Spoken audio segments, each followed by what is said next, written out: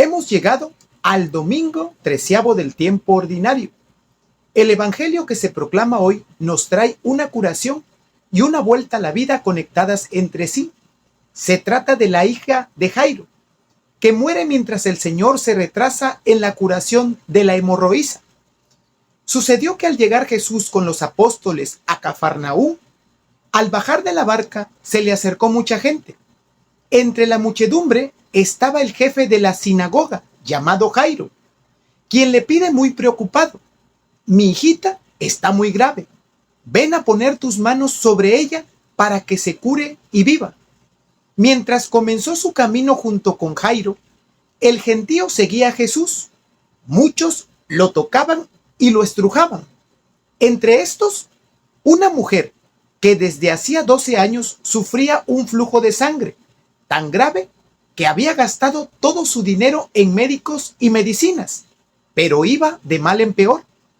Ella, llena de fe y esperanza en el único que podía curarla, se metió en medio de la multitud, pensando que si al menos lograba tocar el manto de Jesús, quedaría curada. Corrió un riesgo esta mujer, pues según los conceptos judíos era impura y contaminaba a cualquiera que ella tocara, por lo cual no debía mezclarse con el gentío, mucho menos tocar a Jesús. Por ello, toca el manto, pensando que con solo tocar el vestido se curaría. Así sería de fuerte su fe.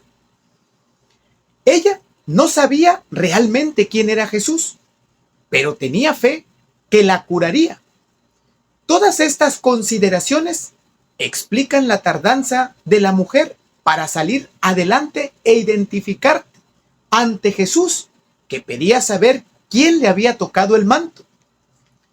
En efecto, nos cuenta el Evangelio que el Señor sintió que un poder milagroso había salido de él, por lo que preguntó, como si no lo supiera: ¿quién me ha tocado el manto? Se detuvo hasta que logró que la mujer se identificara, y al tenerla postrada frente a él, le reconoce la fortaleza de su fe cuando le dice: tu fe te ha salvado. Bien, notemos que el Señor no le dice que su fe la había sanado, sino que la había salvado. Y es así porque toda sanación física en que reconocemos la intervención divina, y es que en todas interviene Dios, aunque no nos demos cuenta, no solo sana, sino que salva. La sanación física no es lo más importante, es como una añadidura a la salvación. Si no hay un cambio interior en el alma, por la fe y la confianza en Dios, de poco o nada sirve la sanación física para el bienestar espiritual. En cuanto a las curaciones, otra cosa importante de revisar son las muchas maneras como Dios sana. Unas veces puede sanar en forma directa y milagrosa, como este caso de la hemorroísa, con solo tocarlo. Otras veces usa medios materiales, como el caso del ciego, cuando tomó tierra, la mezcló con saliva e hizo un barro que le untó en los ojos al ciego. Y luego le dice: ve y lávate. ¿Cómo no va a irse a lavar si estaba todo sucio de los ojos? Otras veces no usa ningún medio, sino solo su palabra o su deseo. Unas veces sana de lejos, como al criado del centurión. Unas veces sana enseguida. Otras veces progresivamente, como en el caso de los 10 leprosos, que se dieron cuenta que iban sanando mientras iban por el camino a presentarse a las autoridades. Lo importante es saber que en toda sanación interviene Dios, aunque ni médicos ni pacientes lo consideren. Eso es así. Dios sana directa o indirectamente. Toda sanación es un milagro en que Dios permanece anónimo, si no nos queremos dar cuenta de su intervención.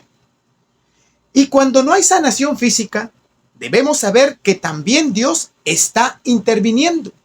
Y hay que tener cuidado, porque las actitudes equivocadas que tengamos ante las enfermedades propias o de las personas que nos rodean puede ser motivo de muchos males espirituales, debido a las actitudes de rebeldía y de rechazo que tengamos ante ellas. Pero aceptadas en Dios, es decir, aceptando la voluntad de Dios, aceptando lo que Él tenga dispuesto para nosotros en su infinita sabiduría, las enfermedades pueden ser causa de muchos bienes. Tal es el caso de un San Ignacio de Loyola, por ejemplo, quien se convirtió y llegó a ser el santo que es. Mientras estaba convaleciente de una herida de guerra en su pierna, así es como Dios lo llama. Pero volviendo al Evangelio, a todas estas, ¿cómo estaría Jairo de impaciente por el retraso, viendo cómo el maestro se retrasa? Y en efecto, en el mismo momento en que la hemorroísa está postrada ante Jesús, le avisan que ya su hijita había muerto. Por cierto, la niña tenía 12 años de edad, el mismo tiempo que tenía la mujer con hemorragias. Jesús entonces prosigue el camino hacia la casa de Jairo, pero discretamente con Pedro, Santiago y Juan. Notemos que Jesús trataba de esconder los milagros más impresionantes. Con esto evitaba el ser considerado como candidato a un mesianismo político y temporal, muy distinto de su mesianismo divino y eterno. Al llegar a la casa, aplaca a todo el mundo y declara que la niña no está muerta, sino que duerme. Saca a todos fuera y solo delante de los 3 discípulos y de los padres de la niña la hizo volver del sueño de la muerte. Pero para el Señor la muerte es como un sueño, pero para Él es tan fácil levantar a alguien de un sueño como lo será el levantarnos a todos de la muerte. Y de ese sueño nos despertará cuando vuelva para realizar la resurrección de todos los muertos. Esta niña volvió a la vida terrena, a la misma vida que tenía antes de morir. Todas las revivificaciones realizadas por el Señor, la de Lázaro, la de la hija de la viuda de Naín, y esta son ciertamente milagros muy grandes. Pero el mayor milagro será cuando a todos nosotros nos haga volver a una vida gloriosa, cuando nos resucite en el último día.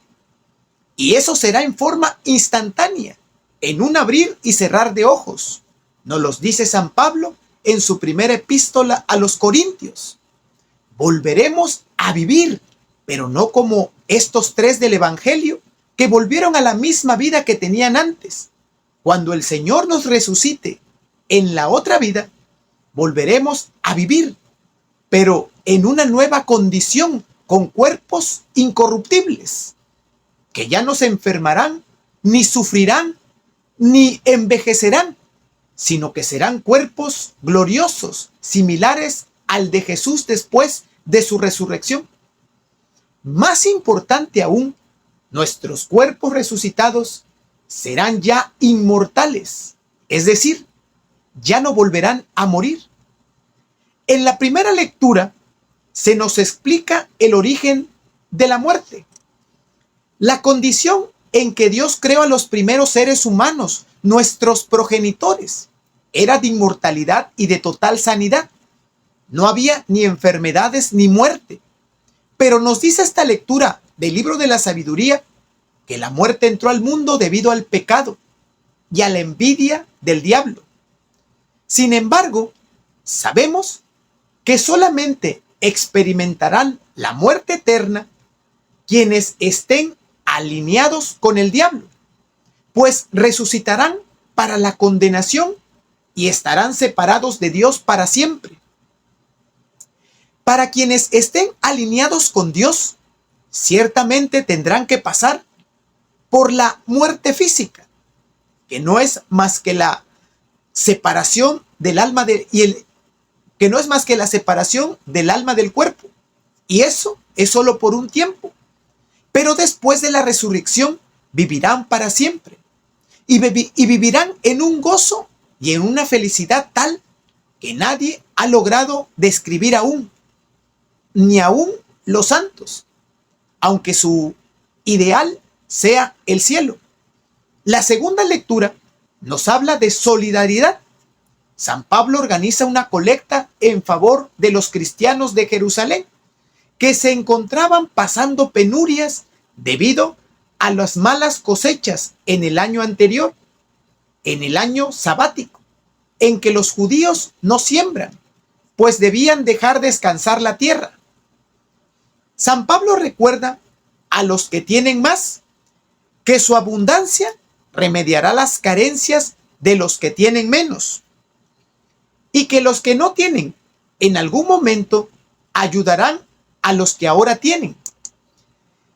Sin duda esto puede ser interpretado como aquel adagio popular que dice hoy por ti, mañana por mí, pero también se trata de que el compartir bienes materiales con los que poco tienen enriquece con gracias espirituales a los que sí los tienen. Es así como el ejercicio de la solidaridad que enriquece espiritualmente al que da, porque de esa manera guarda tesoros para el cielo. Y para estimular a los corintios y a nosotros a ser generosos, San Pablo nos recuerda como Cristo, que siendo rico, se hizo pobre por ustedes, dice, para que ustedes se hicieran ricos con su pobreza. Sin duda se refiere San Pablo no solo a la condición de pobreza material de Jesús, sino también a lo que en otra oportunidad comunicó en su carta a los filipenses, que Cristo, a pesar de su condición divina, nunca hizo alarde de ser Dios, sino que se anonadó, es decir, se hizo pobre, hasta pasar por un hombre cualquiera. Se rebajó incluso hasta la muerte, y la muerte de cruz, la más humillante muerte que podía tener alguien de aquella época. En esa pobreza de Cristo, ese rebajarse hasta parecer ser un cualquiera, esa pobreza por la que murió, es la que nos ha hecho a nosotros ricos, muy ricos en gracias espirituales, porque la redención que abrió con su muerte en cruz nos hizo herederos de una riqueza infinita, que no se acaba nunca y que dura para siempre, la vida eterna. Que pasen un buen 13º domingo del tiempo ordinario.